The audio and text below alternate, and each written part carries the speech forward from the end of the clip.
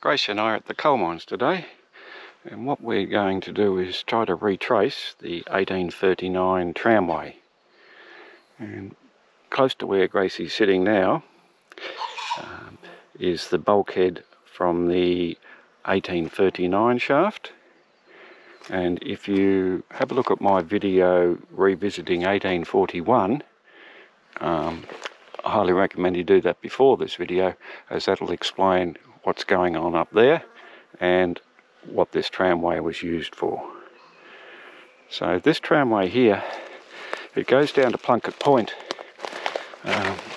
same as the one known as the inclined plane, but the tramway here didn't have the two horizontal wheels the inclined plane had on each end with a rope joining. I believe the tramway here, the carts were pushed by convicts. They would have used gravity to take them downhill, and the convicts would have pushed them uphill. There's no record of the large wheels being situated here. The structure here, even though it's overgrown, and I'm sure 90% of this will just be pure bracken to most viewers, but it'll give you an idea of the scale of the engineering the convicts done with simply just spades and picks. The inclined plane track is now just simply a narrow track, and it really doesn't show much unless you really look, as it's all overgrown. And granted, down here it is very overgrown in some places, but it does give you a little bit more idea of a picture of the engineering scale that went on down here. Now, basically where Grace is sitting now, there would have been a large screen over her head, and the small coal carts that came out of the mine above, I think they carried about 100 kilos, would be tipped onto the screen, and below them there would have been coal carts that could have taken 1 tonne. It would have been, I suspect, dual carriage in this section here, as where that tree stump is, or where that tree is leaning to the right there, approximately the area there is 9 metres across. So they would have had carriages coming up and down in this section here, storing the empty ones and the full ones going down. And I don't believe... Now, just before we start travelling down, there's a bit of tin, metal. Possibly the civilians were mining up here after the convicts left, so it may have been left over from them. I don't know, as usual, but interesting to find something down here. We didn't find too much, but it's possibly because we were watching where we're going, and we're watching for other little creatures out here. Now, this is always a good way to start our little adventure. These pieces of metal, I believe, are what used to join the tracks. The tracks were she oak timber. I believe they were 3 metre lengths, and the carts used to run down on them, and these metal structures were used to hold the tracks together. This is the longest piece I've seen here at the coal mines. They do have holes in them, but it's been rusted up there. See a piece here, it's almost rusted away, but you can see the holes there. Somehow they were secured, I believe, to keep the wooden rails together. I'm not sure if the size of the scale of what goes on here really comes up on the GoPro. Where Gracie is there, it's good just about 5 metres to the embankment, and that embankment has slipped down probably 1 metre. And then on the other side again, you can see there how high that embankment is. Probably 5 metres high on that side there. And all this would have been dug out. This is not naturally occurring. This is not some old stream bed that was down here. It's all been dug out by hand by the convicts. And if you just see here, as Gracie says, follow the coal, we are following it. But this is all the coal that come out that fell off over the carts, got blown down from the screening area, whatever. But it's just a bed of coal all the way down the track. And as you can see in the bush there, straight ahead, that's where it continues. Some places I'll just pause the filming as it'll get a little bit more boring than what it possibly is, watching us crawl through this stuff. We're just the other side of that patch of vegetation. See these moss? That goes all the way to the top of the embankment. So here, this is probably, again, 5 metres high. And then they've flattened it all out here. And you can see here where it flattens out further and continues on down to Plunket Point. This would have come out from the shafts. There's 2 shafts up there. So some of the rubble that they brought out would have been dumped here along the way. And again, coal, coal, coal. So we're continuing on down this way here.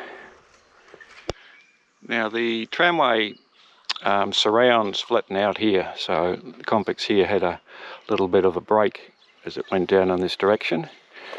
Just over here, we're going to pop up and have a look at a couple of mine shafts that are up here.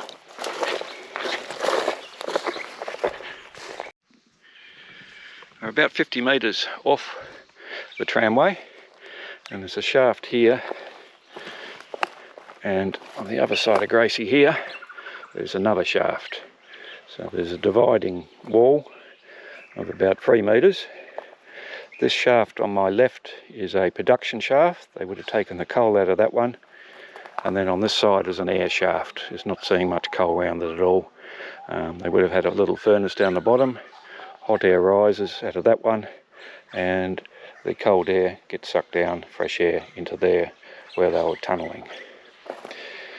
This was built later on than the shaft that the tramway was originally built for. And just here, a nice large piece of metal with a hole in it. A lot bigger, a lot wider than those ones we saw before. And this is the first one I've seen of this size. Now the shaft itself, or there's a track from the shaft, so they would have brought the coal out of this shaft here and travelled down this little miniature tramway. They would have had the smaller carts here, and then when they get to this area here, this is a bulkhead, and then that tramway there goes down and connects on the main tramway that we're following. So I have done a video on this area, which is pretty much of what I've just said now, but just gives you an idea of how these tramways were interlinked and used over a period of time, not just for one shaft. In the distance there, you might be able to see a bit of coal. That's the bulkhead for the twin shafts that we just visited. I believe they were the 1843 shafts. And their tramway came down to this area here, and we're now on the junction of where it meets up to the 1839 tramway that we're going to continue to follow towards Plunket Point. Now on the northern side of the junction point I was just standing at, there's a area of a cleared area, brick, rubble and sandstone, and there is coal here. Not unusual, I know, but large sandstone blocks. Now I've done a video called New Feature where I spent a little bit more time up here. It's been suggested this might have been a screening point for the coal. I'm not too sure about that. Looking through here, I find this old relic, heavy piece of metal. So it may have been some type of workshop area to service the 1843 shaft after that was starting to be worked. Now we're probably 30 metres south of that junction point. east of the junction point, and we had to bypass all that in there. Gracie could squeeze through, it was beyond my ability. So I can see here, standing here, that the tramway continues. It's a lot wider here. It's probably 10 metres wide, but I'm not 100% sure due to the vegetation on this side. But looking over here, and this is the material, bits and rocks that they used to chip as they went down into the shafts. So clear evidence that this area was used to not only take the coal down to Plunket Point, but also to remove some of the material that was coming out of the shafts. Now the tramway narrowed through there to about 5-6 metres width as far as I could see. The vegetation was basically hell in there, and the bracken was high as my head. And there's broken branches everywhere, but we seem to be back onto the main tramway. Well, we are still on the main tramway here. If I look here, there's coal everywhere. You can see here mounds of coal. Usually when there's lots of moss, it means a very dense area of coal, as the natives don't tend to like growing in the coal, apart from the bracken. So we'll continue our way down to Plunket Point, and hopefully it'll open up a little bit more and give you a little bit more to see down there. Now for the few that have remained this long into the video, you can see here now where the bank has been cut away, and it's quite wide, probably 10 metres, factoring in the erosion that's coming down from the sides of the bank. But the tramway is very clearly, obviously situated here. We'll continue going down. Come.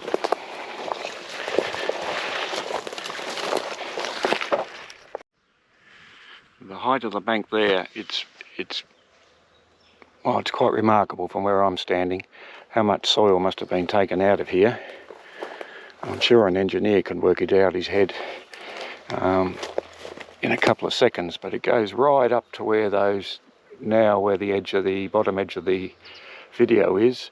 That's the top of the embankment. So a massive amount of soil's been taken out of here. This is quite a wide point here. A lot of the soil's been pushed down by the animals, wallabies, as they make a track through here. But up to there is the other side of the tramway. Just a huge mound of sand. This is above that area we're just standing in, and you can see the embankments on that side. That white grey sandy area travels down here and up to here. The embankment goes straight down there. It has got quite thick in vegetation there, so we're going to detour around it slightly. Now here you think we were walking along a sandy beach, and this sand follows the tramway on both sides for the complete distance. And how this sand got here is, on the last ice age 10,000 years ago odd, the ice pack got bigger and the water disappeared on the sloping main side of the coal mines, and it also disappeared on the Eagle Hawk Neck side. So you could basically walk from the runway, the Hobart Airport runway, the 7 Mile beach end, from there across a large sandy beach with no water, just large sandy area, to the coal mines, and then you could continue to walk from here across to Eagle Hawk Neck. If you've been to Lagoon Beach, which is on the sloping main side of the coal mines, you'll see the large sand dunes there, and the westerly winds blew the sand from that 7 Mile beach area, Carlton Beach I think it is, all that area there, when the water disappeared, It blew it onto Lagoon Beach. It also blew it up all over the coal mines, and then continued to blow the sand that was in the Norfolk Bay area down to Eaglehawk Neck. And if you drive out of Eaglehawk Neck, you can see on the right hand side the large sand dunes. So that's why all across the coal mines it has these just nothing but sand, which is on top of the sandstone, shale, dolomite that is on top of the coal. And just down here, this is a large area between the two banks, and I suspect this may have been an area where the coal carts were swapped over. Some came, as they come down the hill, they would have had a switchover area here, a couple of extra tracks, and then held the empty ones, and then once the full ones were down, the empty ones were pushed up the hill. It didn't make sense to have dual track all the way, as they weren't using a steam engine here. It was all manual labour. Now I think maybe some of the figures, they were getting 5 tonnes of coal a day. They may have been getting more. This was the early figures that I read, but they may have been getting more. But even 10 tonnes a day, you only needed 10 carts to go down over the whole day. It didn't make any sense to make dual track all the way, get the timber, the 3 metre lengths of she oak, and have a dual track the complete distance. So this would have, I expect, been a point where they did have dual track to enable them to pass. There's a lot of erosion, this little area here, but it still seems to be about 20 metres wide, this channel. And just see up where Gracie is in the distance there, seems to be the northern edge of the channel. From this point here it narrows, so I think from here on down it became single track down to Plunket Point. Where Gracie's laying now is a junction between the 1839 tramway, which travels down this direction, and another tramway that travelled up westerly towards the semaphore station, for lack of a better description. That tramway we have travelled on. I think we travelled probably less than half of it. We had to keep detouring due to vegetation. Today we succeeded in travelling on probably 80% of the 1839. Now it continues down through here, but from past experience with this tea tree, it's almost impossible to get through to Plunket Point, so we're not going to continue any further. So there you have it, the 1839 tramway.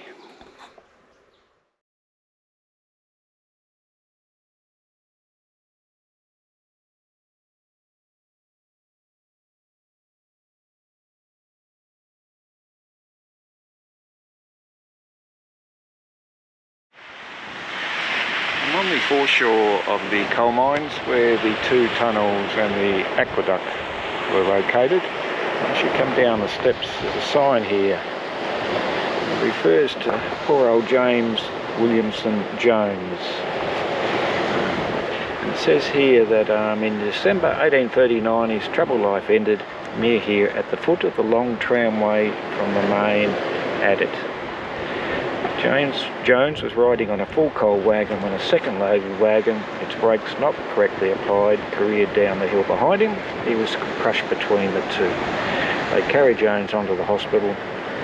Joseph Lastly was the last to speak to him. "I'm losing my life through carelessness," Jones said. He died a few minutes later. Now, if it's December 1839, then the mining down here had completely finished. They weren't using the tunnels anymore, and there is no long tramway from the main adit, which would involve another cart coming down a hill. The tramway goes that way to the jetty, and it's dead flat. So I doubt if he was crushed to death that way. And the main thing here is December 1839. So what I propose is Poor old James died somewhere along the 1839 shaft that we have travelled.